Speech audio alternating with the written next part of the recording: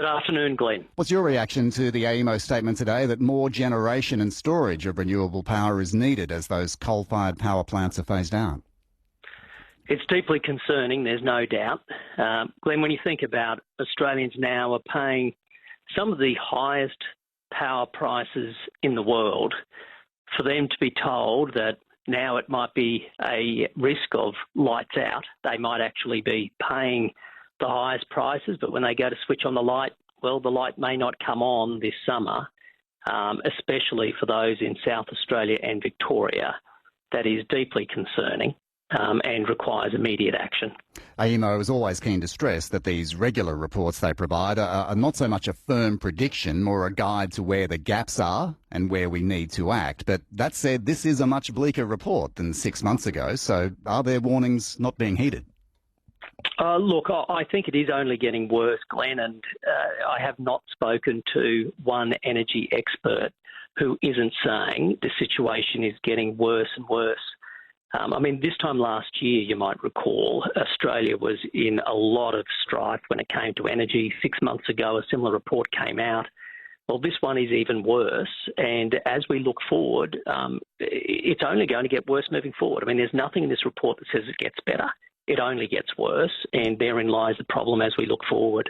But the report does point to actions underway by various governments that could potentially mitigate the risks. So are you optimistic that that investment will go where it's needed fast enough? Unfortunately, Glenn, I'm not optimistic. I think there's a matter of cause and effect here. What we see under the Labor government is a race to the exit of baseload power stations. They are closing prematurely without any guarantee of a replacement in time.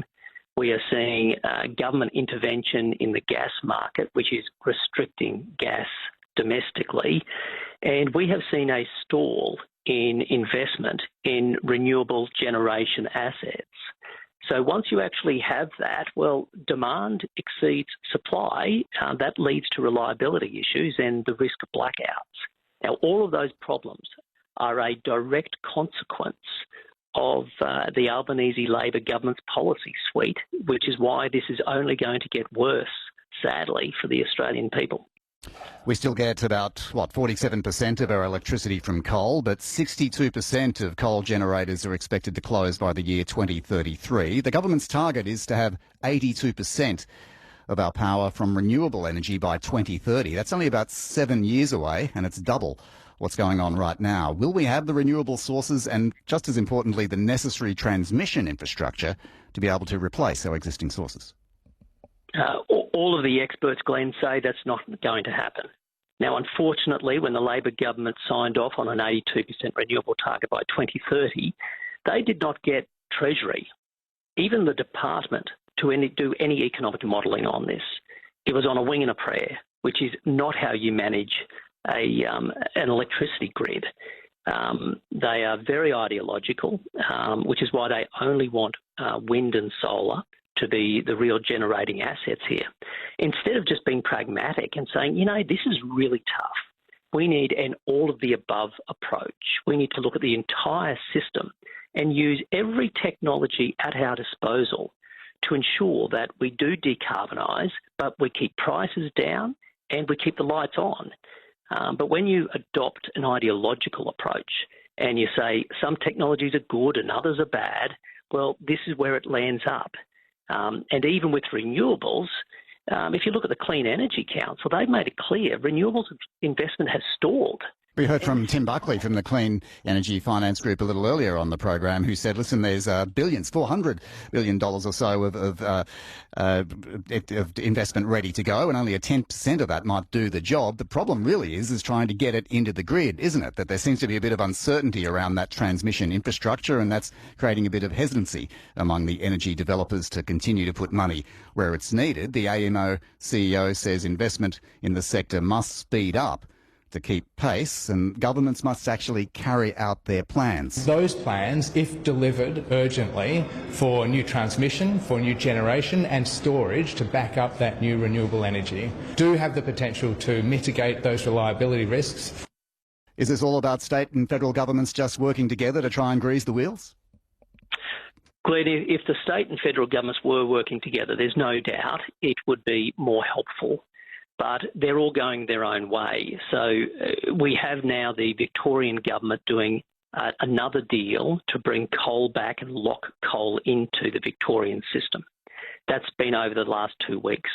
Everybody is waiting for the New South Wales Labor government to do a similar deal to keep Eraring coal-fired power station open. Meanwhile, you've got the federal Labor Party government going the opposite direction, saying no, we should only have renewables. And so if you are a private sector investor, you can imagine why you'd be confused. You'd be saying, well, hang on, everybody's going in different directions. We were told there would be certainty, there's not. And investment has stalled. And this is the problem. If government continues to put itself at the centre of the electricity system, then it is a turn-off for private investment. 10,000 kilometres of new lines need to be built before 2030, so we need to get on with it. While I've got you, though, the Energy Minister, Chris Bowen, also pointed out that the Snowy 2.0 pumped hydro project, which is seen as vital for the energy grid, will go ahead despite the cost of the scheme being revised up to $12 billion. That's a 600% increase on the $2 billion estimate when your former leader Malcolm Turnbull introduced the scheme back in about 2017 or so.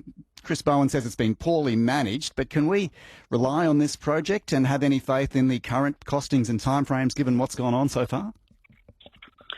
Only time will tell. The real concern I have about that, Glenn, is the government has agreed to a shift in how the project is managed. It's no longer a fixed fee.